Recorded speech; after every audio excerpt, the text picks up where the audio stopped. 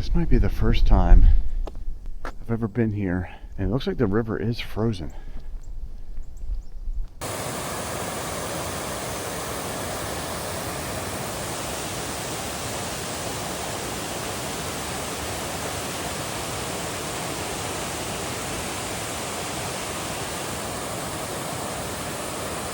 All right, folks, revisiting Alberton Road Trail. I've been in parts of Patapsco Valley where along the shoreline it's frozen, but never the whole thing. Here's the first car along the trail.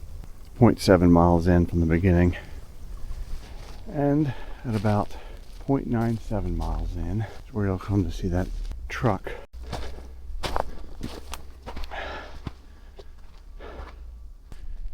It's right up here. You'll see the turn off to the right to go up the big hill. It's about a mile and a tenth from the start.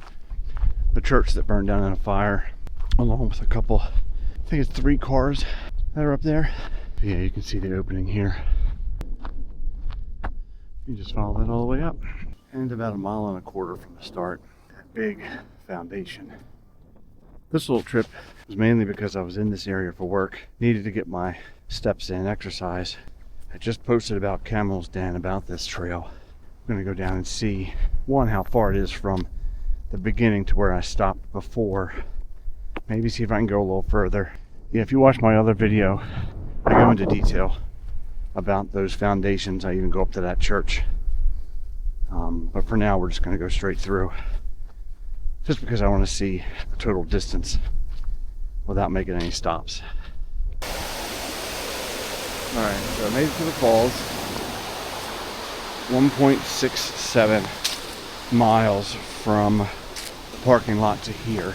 This trail takes us all the way up to the top and where I ended before. In my Facebook group, somebody was trying to establish where we were. This trail continues all the way to the McKeldin area. However, there's another way to get to it. We're like midway through is at Woodstock.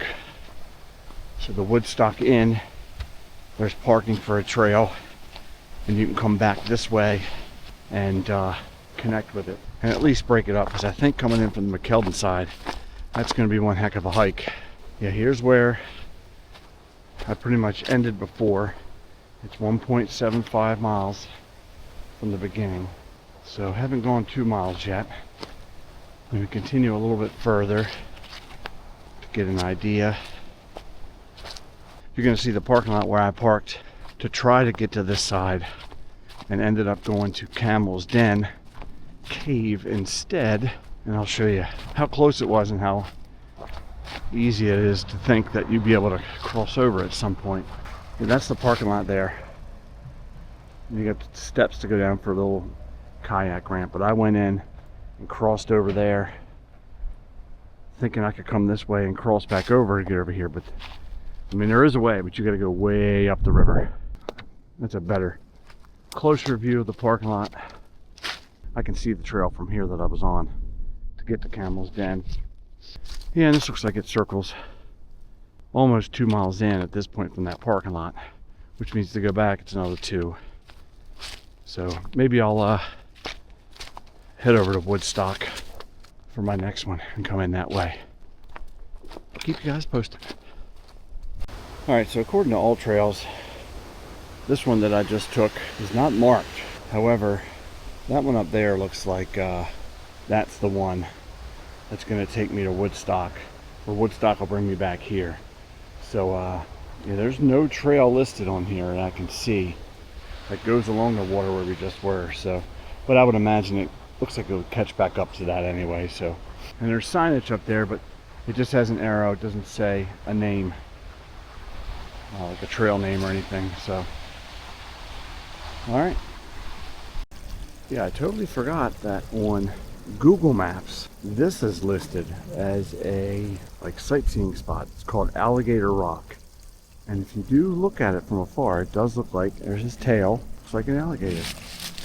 Toward the beginning, it's hard to say because I'm on my way back, but if you look on Google Maps, it's listed there as a marker called Alligator Rock.